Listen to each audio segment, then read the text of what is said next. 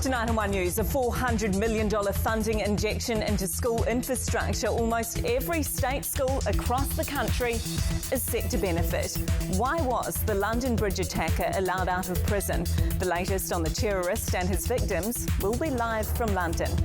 And we take a look back at 50 years of weather forecasting, from the fairly basic to the new era that Dan will be bringing you tonight.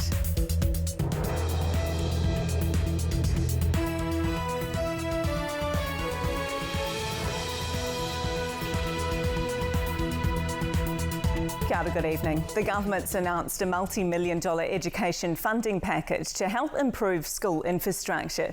Almost $400 million will be spent, the equivalent of $693 per pupil, to go to almost every state school across the country. The government's calling it the biggest capital investment in school maintenance for at least 25 years. Money can go to works like classroom and staff room upgrades and maintenance of outdoor areas. But some principals say, while the news is welcome, it's still not enough. For more, let's go to political reporter Benedict Collins, who's been at the Labour Party conference in Whanganui. Benedict.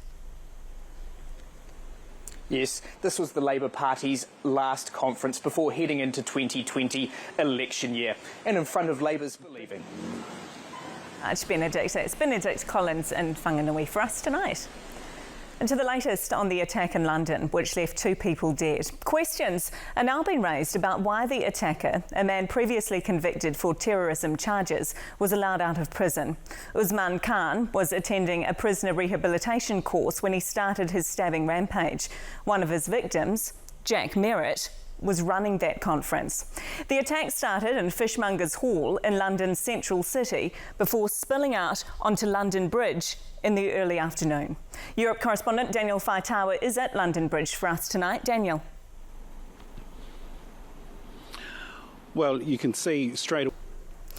Just ahead, a rare find. It's believed there are only 13 Bartlett's rata left in the wild, so botanists were pretty excited after a drone spied this one.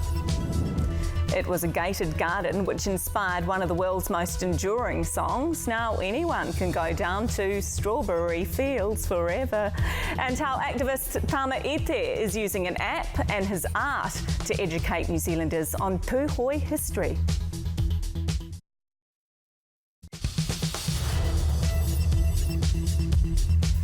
Kia ora, welcome back. It's critically endangered and rarer in the wild than the kakapo, but a drone flight over a reserve near Wellington has discovered the white-flowered Bartlett's rata tree, which is exciting for those trying to save it. Gia Garrick explains why.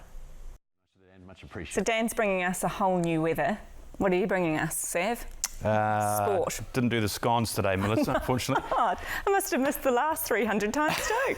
Cricket from Hamilton, day 3. Bit of a fight back from England, but the pendulum swinging back towards the Black Caps. The Black Caps did make some inroads late in the day. We'll have the latest from day 3 for you next. It was the women last night. Now the new age of men's track cycling dawns. A youngster from Blenheim shocks the world, and Olympic champions in Hong Kong. Plus, from an emotional anthem to a debut try. It's been a special day for a couple of Wales' new Kiwi boyos.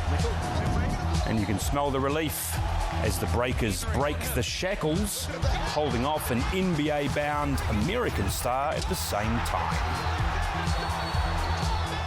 England's hopes of squaring the Test series against the Black Caps are in the balance after 3 days of the second cricket match in Hamilton.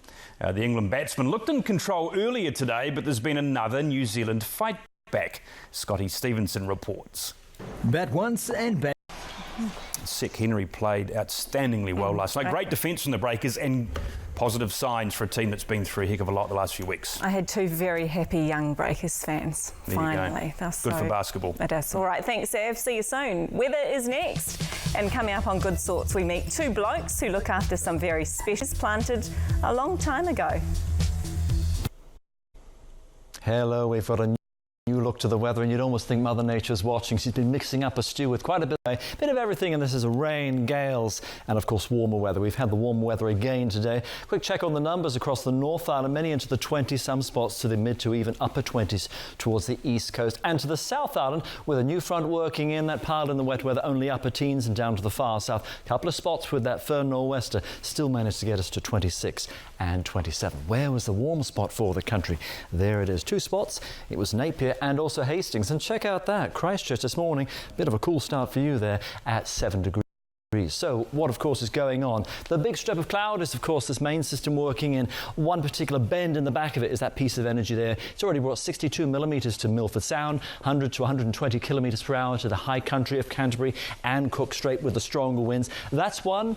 That's 2, and this is going to work its way in. And of course, watches and warnings, just a bit of a snapshot there. Orange is the warning, yellow is the watch. 2 bursts to come through. Heavy rain to the west coast, Canterbury high country to Wellington. You've got the strong winds. First batch and then another batch. You'll be seeing these colours on the map over this week as this thing piles in. That's the first one fading away. The second one rolls in, warm front, and then the second front. That squeeze of the ice bars, strong winds. And look at that.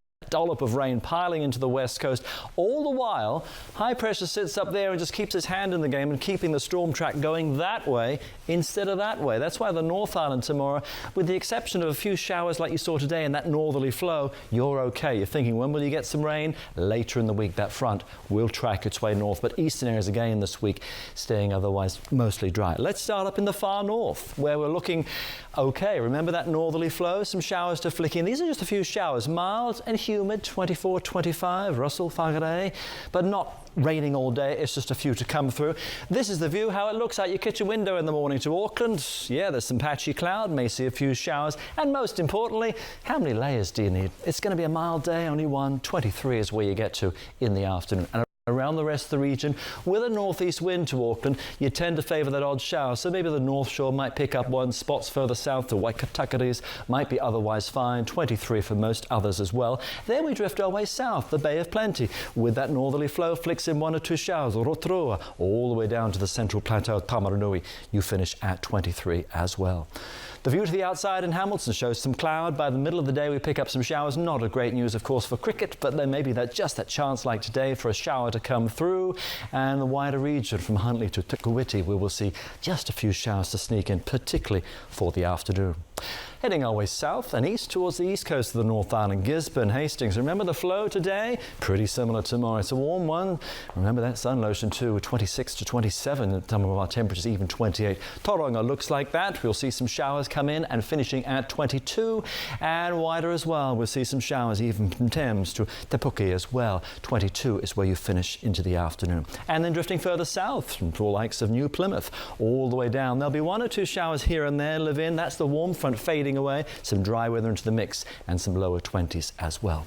How do we look in Wellington? Well, you could see some showers on the warm front fading away. Winds easing back for a time. They are going to strengthen again for the evening into the course of early Tuesday. That's the second feature to come through. A wider region, Pororua towards Kapiti, pretty similar for you. Showers, drier somewhat, but still breezy into the end of the day.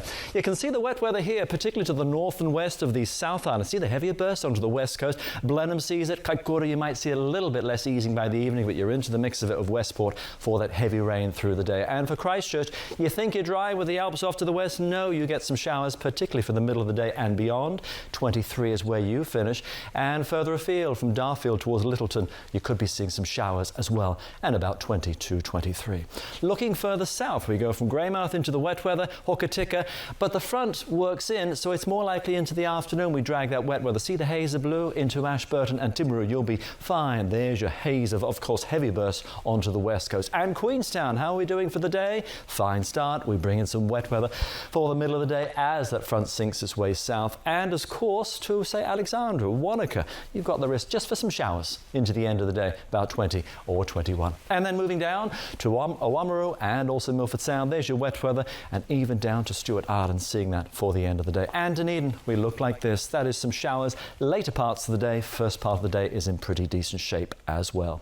That's looking across the rest of the region. A few showers by the end of the day for Mosgiel and also Port Chalmers. Australia, showers and windy to the southeast, hot to Perth, 35, and as well towards the southwest Pacific, seeing the wetter weather east, dry and fine further west. This is how it looks then. Next several days, windy for Tuesday, push the front through. By Wednesday, that'll kick away, blustery westerly flow, wetter west, drier and warm east, and a similar sort of thing as well for Thursday. That front will slowly work its way through with still some showers into the mix as well. So it's warm, but you might need your raincoat as well at times this week, particularly further west. That's the weather, but for now. Thanks so much, Dan. Tonight's Good. And of course, you can check out Good Sorts on our website. You can see all of our Good Sorts and nominate someone too. So go to onenewsnow.co.nz/Good Sorts. That is One News' Sunday. I hope you like what we've done with the place. I'm sure you'll let us know either way. From us, the team here, good night.